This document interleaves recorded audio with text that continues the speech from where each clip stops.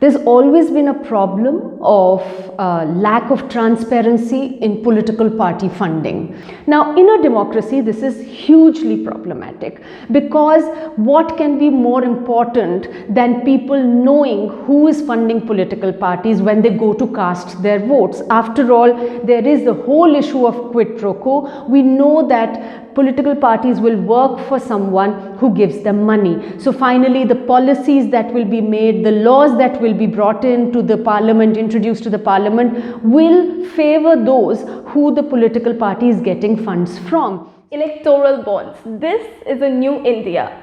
Unlimited amounts of money can be given to our political parties by secret entities, both Indian and foreign. So companies with interests opposed to those of the people and foreign entities with interests that go against our nations can funnel unlimited amounts of money into our politics. No one will know who the donors are except the ruling party. No other country allows this, but in India, this has been going on for 2 years now. Documents accessed by Mojo show that when the scheme for electoral bonds was presented to the Prime Minister by the Secretary of Economic Affairs, it was suggested that a draft of the scheme could be shared with other political parties and the public.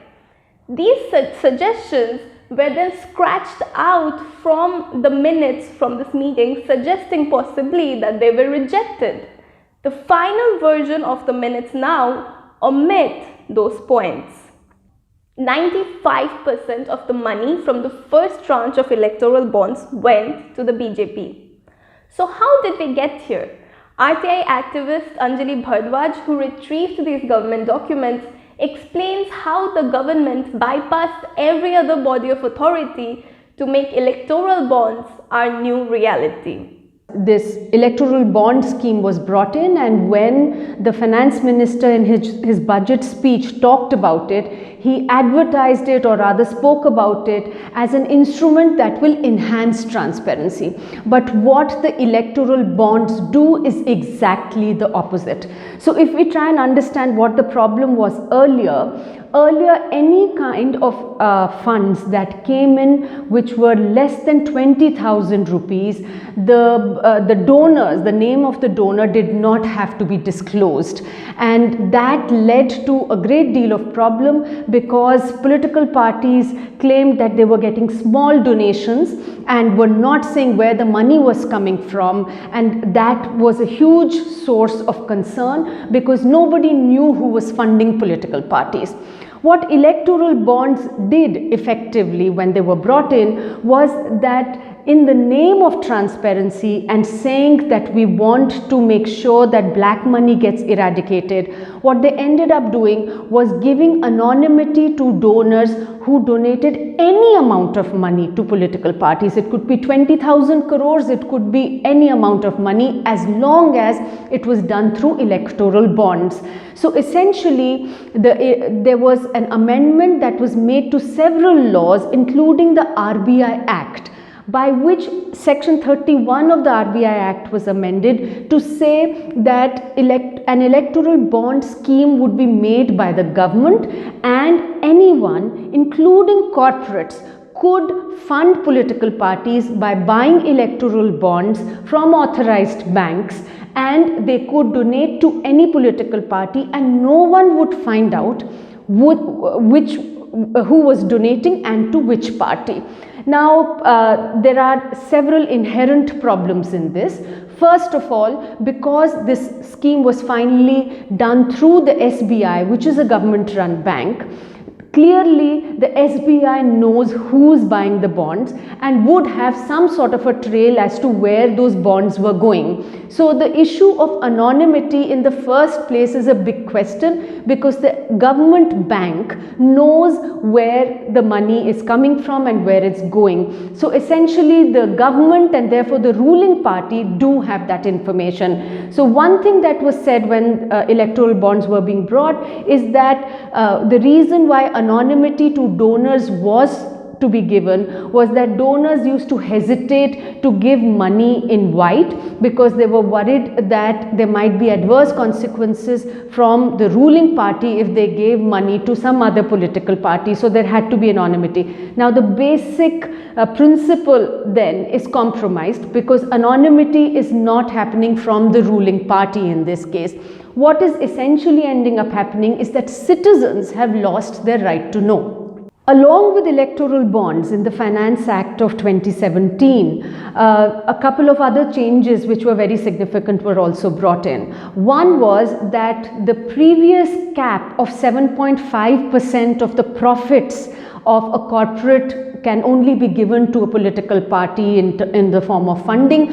That was removed, which means effectively opening the door for shell companies to come in. Earlier, the law stated that no company could give more than 7.5%. They had to be making a profit for at least 3 years, and that by removing that cap, effectively today anyone can set up a shell company and donate to political parties, which could lead to huge problems. The other thing that was done was the FCRA restrictions on political parties were removed. So today a foreign entity can also come in and make political donations to parties. So all of these things put together have opened up the entire political system and put the electoral system at great risk, because we would not know who is coming in, funding which party for what reasons, and could effectively play with the internal affairs of the country. There is a pre-legislative consultation policy of the central government under which citizens should be told. The government is mandated to tell citizens what it is intending to do, what are the legislations that it's intending to bring in. There was no information put in the public domain by which citizens could have understood and engaged with these kind of fundamental changes that were being brought in. There was absolutely no draft that was circulated. And what was even more shocking was that this was brought in as a money bill, which meant that there was not enough debate even within Parliament. So the money bill doesn't require the Rajya Sabha to debate on the bills that are passed. What is coming across very clearly is that the government did not circulate, and it seems to be a very deliberate decision to not circulate the draft of the electoral bond scheme with anyone. Neither has it been put in the public domain, nor was it circulated to political parties. What is also clear is that wherever there was a consultation, and with bodies like the RBI and the ECI, where they did indeed circulate details of the scheme, the concerns that were brought on board by these bodies were completely ignored, and the government rode roughshod on any objections that these bodies had with the scheme. So we have a trail of correspondence between the then RBI Governor Urjit Patel and the Finance Ministry, where Mr. Patel has written to clearly say that bringing in the scheme in its current form, which actually has been finally passed by the government, would encourage money laundering. It had the potential to infuse great amounts of black money into the system. It would undermine the authority of the RBI, the central bank, and put the economy at great risk. The then governor, has also gone on to say that the RBI board was deeply concerned, and that they had a huge problem with the bonds being circulated or created in a physical script form. They insisted that the RBI should be the only body that is authorized to issue these bonds, and B, that these bonds should actually be only in a digital form. And he's gone on to say that given the government's emphasis on digitalization, there is absolutely no requirement for the government to go into a physical script, which would open the entire scheme to tremendous risk. When the government keeps telling the citizens of the country that move to a cashless economy, use digital forms of payment, we are talking to people many of whom don't even have the ability to access the internet today, when they are being expected to do that, why not political party funding? After all, the government is saying that the minimum amount of money that can be taken through the electoral bond is 1,000 rupees, and it goes into crores. Then why is it that they cannot engage on a digital platform? So there is this huge dichotomy as well, which has been brought out by Mr. Urujit Patel's letters.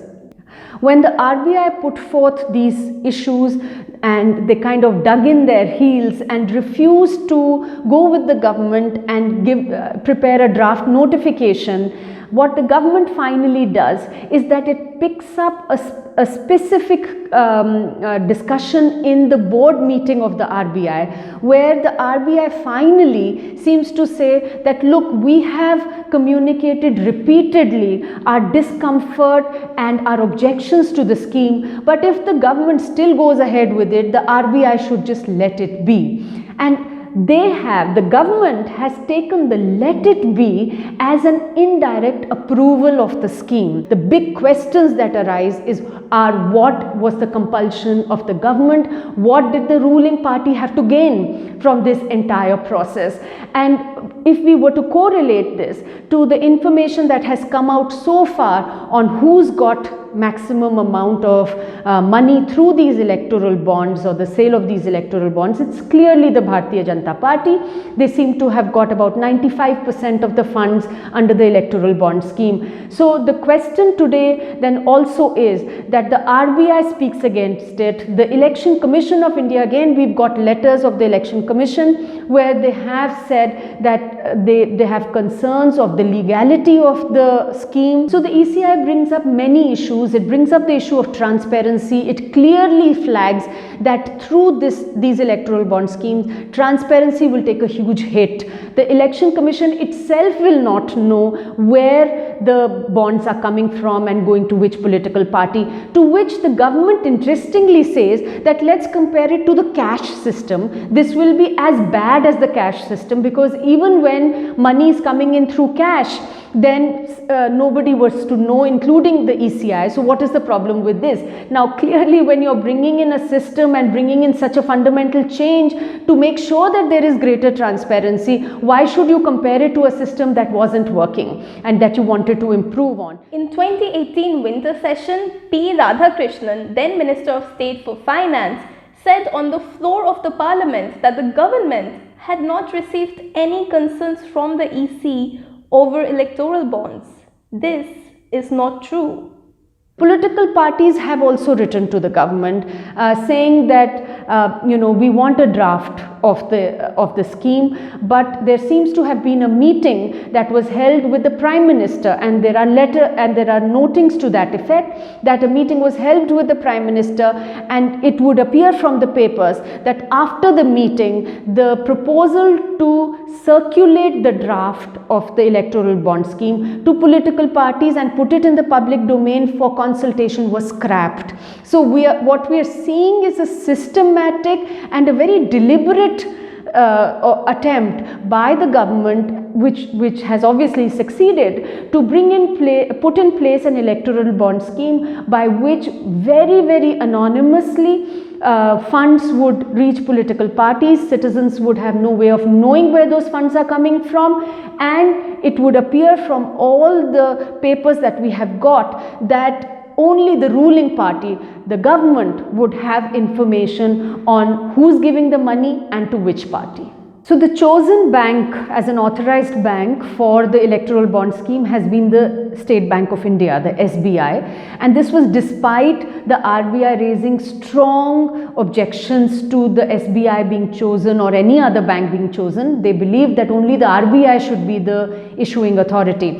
The SBI was brought in. The SBI itself raised concerns of security, of forgery of these electoral bonds. They wrote to the government saying that without serial numbering, without proper security measures being taken, there could be forgery of these electoral bonds. They might issue 10 and there might be 100 floating, for example. And how would anybody verify which was a genuine bond and which wasn't?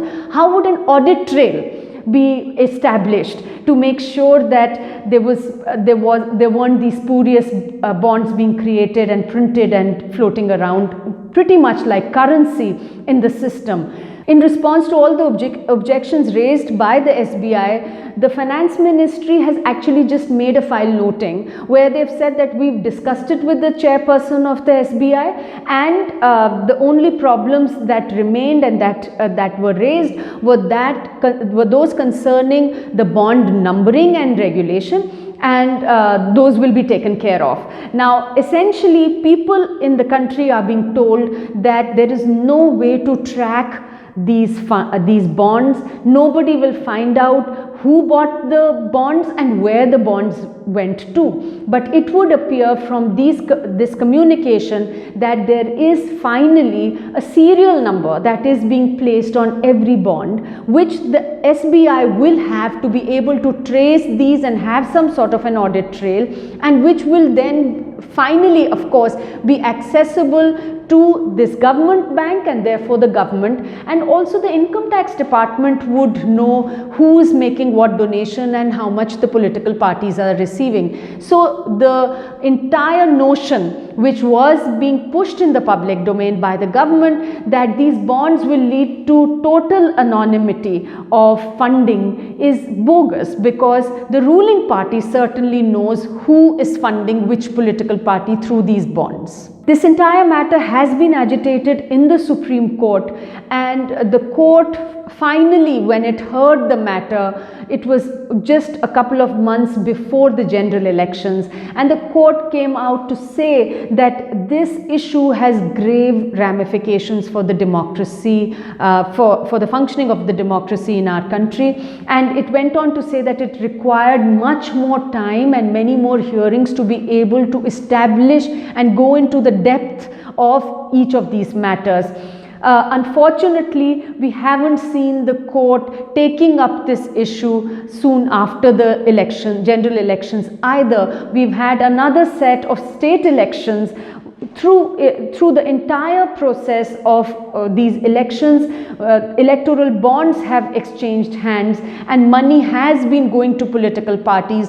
But we hope that with all of this information in the public domain, the Supreme Court will hear the matter and will go into details and make sure that the arbitrariness that is happening and the kind of secrecy that in which this entire thing is happening with just the knowledge of the ruling party is taken into consideration when they pass a final order or a judgment on this.